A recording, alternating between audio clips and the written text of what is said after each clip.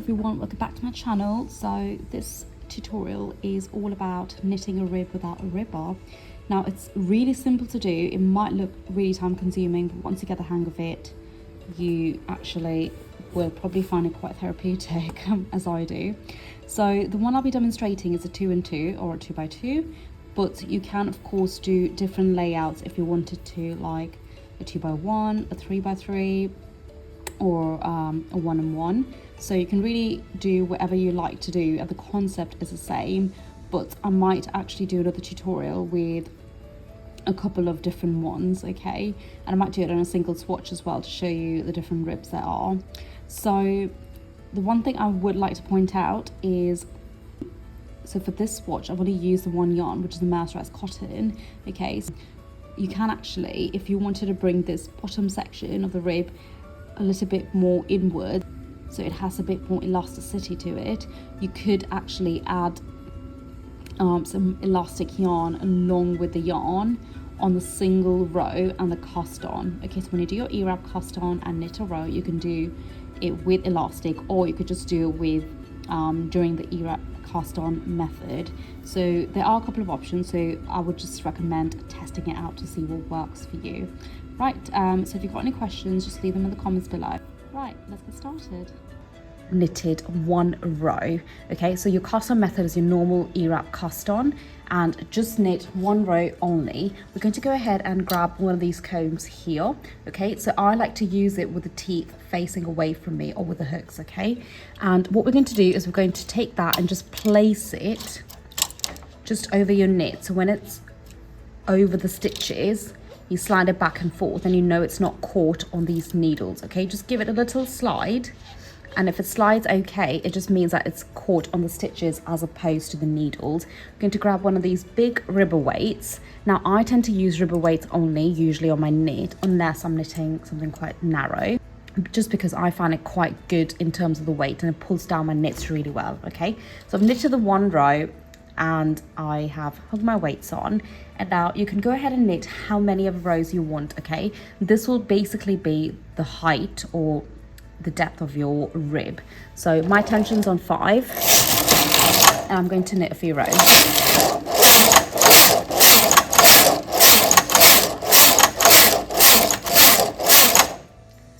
Now, because this is just an example, I am not going to specify how many rows you need to knit. It just depends on how high you want the rib to be. Okay, so go ahead and knit your required number of rows. Now, the only tool we're going to need for this exercise or for this demo is a latch tool. Okay, so this is basically just one of your needles with a little bottom on here, but you can just use one of your needles from the machine. Okay, and if you've got any spares lying around, you don't have to buy this tool just for this.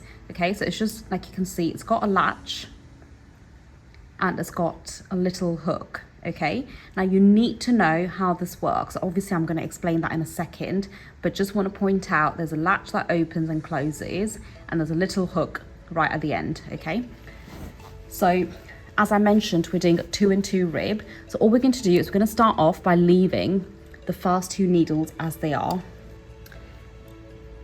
So we're going to work on these next 2 needles, which are the 3rd and the 4th needle. Okay, so I'm going to push the 3rd needle forward and push it back. So when I push it back, the latch will close, and then what will happen is a stitch will basically drop off the needle like so. Okay, and now I'm just going to gently undo these stitches and take my latch tool and place it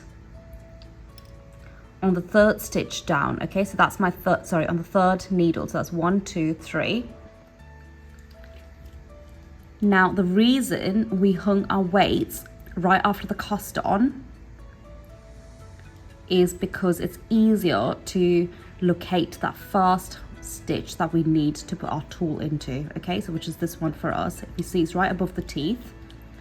Now I'm going to place my latch tool, the hook, through that stitch. Okay, just here, and I'm going to leave it there and just undo all of my stitches until it goes right to that stitch there. So you can see that stitch is still on my latch tool here. Okay, my latch tool is all the way on the other side of this knit, as you can see. And what I'm going to do is I'm going to take the first float, that one here, okay? I'm going to place it in between the hook and the latch. The latch is there, the hook is there, and that ladder or the float is in between the two.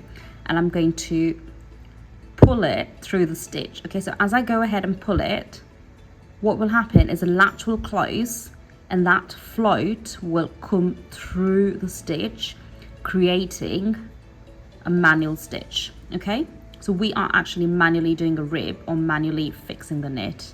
Okay, now we've got the new stitch here, or a new row. Okay, I'm going to do the same thing. So I'm going to hold this stitch with this finger so I can slide it back and forth, as you can see.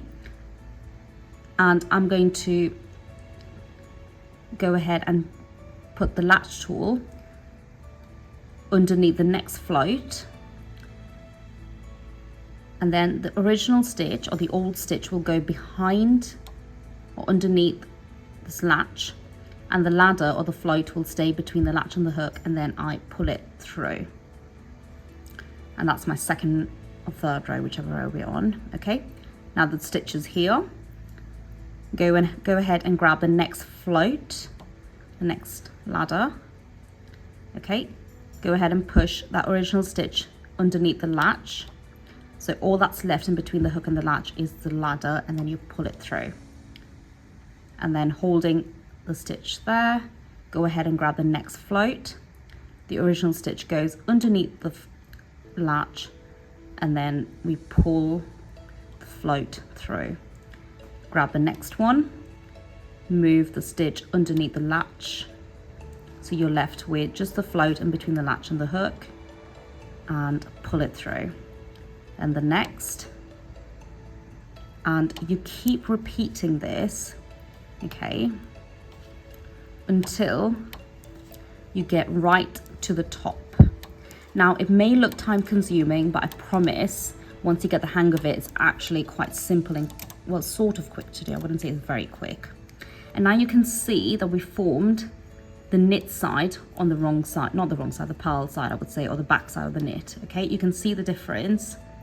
And that's what ribs would look like. Okay, you've got 2 on the front, 2 on the back bed, 2 on the front, 2 on the back bed in terms of your true rib.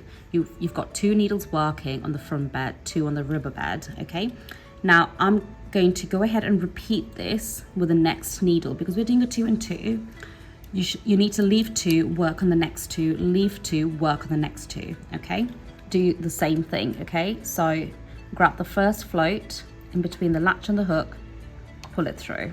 Stitch goes underneath the latch, grab the next float, stays between the latch and the hook, pull it through. And you continue to do so until you get right to the top, and then you place that stitch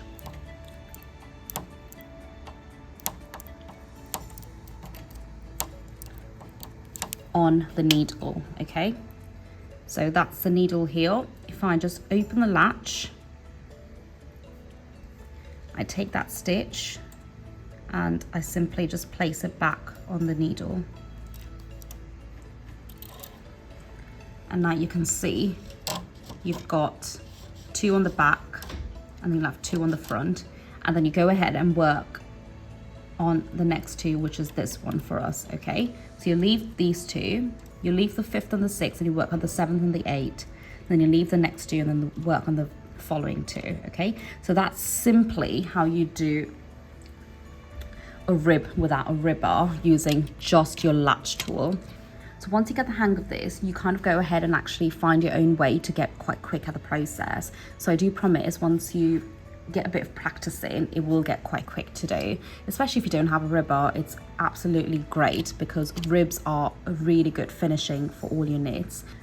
Right, I hope that was very helpful. I do have more hacks coming up, so keep an eye out.